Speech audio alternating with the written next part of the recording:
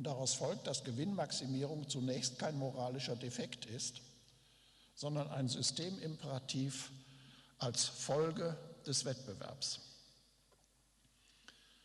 Und nachdem wir die Logik uns jetzt angeschaut haben in dieser Weise, können wir jetzt das Problem für die Moral in der Marktwirtschaft formulieren. Die veränderten Bedingungen, die durch den Wettbewerb entstanden sind. Das Problem: Wer unter diesen Bedingungen des Wettbewerbs moralisch motiviert Vorleistungen und Mehrleistungen, die vom Markt nicht honoriert werden, erbringt, der läuft Gefahr, im Wettbewerb von seinen weniger moralischen Konkurrenten ausgebeutet zu werden. Das ist das Grundproblem. Wir haben es im Sprichwort: Der Ehrliche ist der Dumme. There is the saying, the honest person loses out. Oder wenn Sie es ich komme aus München. Well, I come from Munich, darf man dann so nicht das of course Prinzip vergessen. you shouldn't forget the NIMBY phenomenon, not in my backyard. And the most pious of people cannot live in peace if it doesn't find the pleasure of an unfriendly neighbor. So this is the problem. And the outcome is competition is desirable because Knappheit und Kürze wegen Ludwig Erhards bekannte Formulierung: Der Wettbewerb ist erwünscht, weil er Wohlstand für alle it schafft. creates prosperity for all, as Ludwig Erhard said. At the same time, however, this competition imposes strict limits on the moral activities of the individuals. Indeed, it makes it impossible in certain circumstances. So how can we extricate ourselves from this dilemma? Now, coming on my second section presentation, I'd like to outline how the problem could possibly be solved. So as far as I can see, when it comes to this problem, there are three fundamental models that have been developed over the course of the past 200 years. The problem that we face is the exploitability of moral in the context of morality, in the context of competition, by people who act in a less moral manner. Now, in the current social debate, we can find ideas that have their origins in all three models, but that's very problematical because they're not mutually compatible, and of these three models, only one is really viable in practice. The first model ultimately goes back to Karl Marx and has been tried out by his descendants in an experiment of global historic dimensions. Marx had realized that the morally outrageous results of capitalism in his time were not attributable to moral inadequacies on the part of the business people, such as their greed. Marx wasn't that stupid after all, to attribute everything to the motivation of the entrepreneurs. No, these morally outrageous results are attributable to the system of competition, because this system leaves the humane, solidarity-minded business person no other choice but to exploit his workers, otherwise he's going to be gobbled up by his competitors. This is the system. Marx was quite clear about that. So Marx put his finger on the cause of the social problems of his time, and then he recommended a therapy of these problems which appeared, at first glance at least, to be adequate to the causes with which he was dealing. So, the abolition of competition for moral reasons. Now, that model failed spectacularly in 1989, but let me give you the reason for this.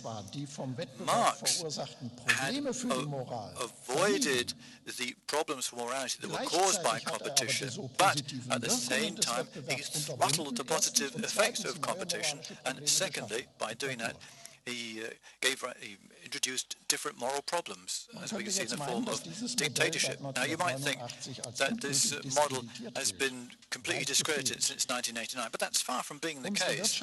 Our economy and society know numerous restrictions of competition, but it's basically always on moral or social grounds, or pretenses at least.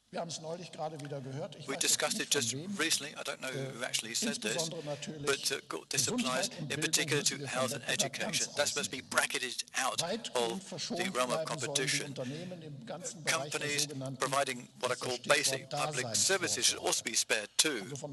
So basic public services, the postal services, municipal services, dispensing chemists, so on and so forth.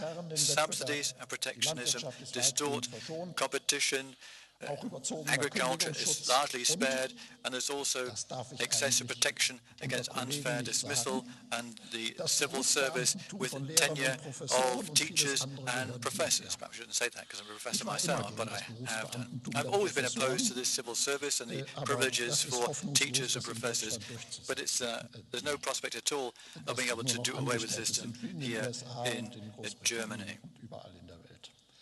Economists say that over 50% of the prizes that we have are not competitive prices. So in a nutshell, when it comes to an assessment of competition as a systemic imperative, Karl Marx is absolutely ubiquitous. The former minister-president of Bavaria once said at a table, and I was sat next to him because I had to give a speech on that particular evening, competition is socially accepted in our society, but only in one particular sphere, and that is in sport. Nobody would hit upon the idea, for instance, of saying that Hoffenheim, who was in a mid-table position in the Bundesliga, could support Eintracht Frankfurt by reason of solidarity, by giving them 5 points. You wouldn't have that sort of situation in sport, but you do have everywhere else. So that much by way of the first model. So in other words, abolition of competition. But let me come on now to the second model. And this dominates the public discussion, and this is also geared to solving the problem of the exploitability of morality and competition. In the more serious variations, this is also always attributed to Immanuel Kant, or to be more precise, to a specific interpretation of Kant, but also to anthropological circumstances. Now, this model, and this brings me to my buzzword here, focus on the moral rearmament of the individual. Now, essentially, the good moral motivations of the individual must be strengthened to such an extent by reasonable arguments, by education of role models, by appeals and public ostracism, by invoking values and models, that every individual can overcome his or her lower or egotistical motives in the concrete decisions that be taken on an everyday basis. So we're talking here about restraint, and you've heard about this during the financial market crisis. We're talking here about virtues such as that of the honorable businessman or the traditional banker. We're talking here about the middle ground and moderation, modesty and public spirit, and so on and so forth.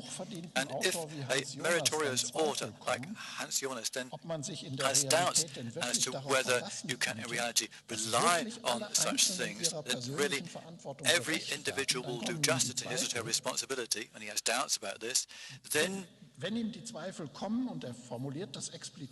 he formulates these doubts, then the plea is making is for a well-meaning, well-informed tyranny inspired by the right insights. So, in other words, he is issuing a plea here for dictatorship. So basically, what he's done here is to he's realized that you can't rely on the individuals doing this. This is something you cannot be expected for people. So you must accept that as a paradigm. We can talk about the individual details, but as a general mode of behavior, this is impossible in competition. He saw this was the case, but he didn't recognize the reason. So then he called for an enlightened dictatorship, if you like. Now, I don't want to argue with Jonas here. What I want to do is to show you what sort of problems he gets when argumenting for his insights. He's not essentially in favor of a dictatorship, but it shows the problems that people have if you adopt that sort of approach. So I could give you other names of other philosophers who have moved down those lines, or at least argue along those lines. Now, ignoring such totalitarian or militant consequences, which you find very rarely among serious authors, although all the more often among the relevant movements, my impression is I ought to add here that in the past, this is gradually improving, So the reason for the failure of this model, as I just referred to, is that the ruthless logic of what is now global competition is not taken seriously. You have to face up to this ruthless competition, because the virtuous individual can allow himself to be exploited 2 or 3 times, but not in the long term and on a systematic basis. And there is no ethical system that can, Christian system that can demand this of them, because in his altruistic behavior and his environmentally friendly behavior, he cannot afford to be exploited by others in the longer term. Now, an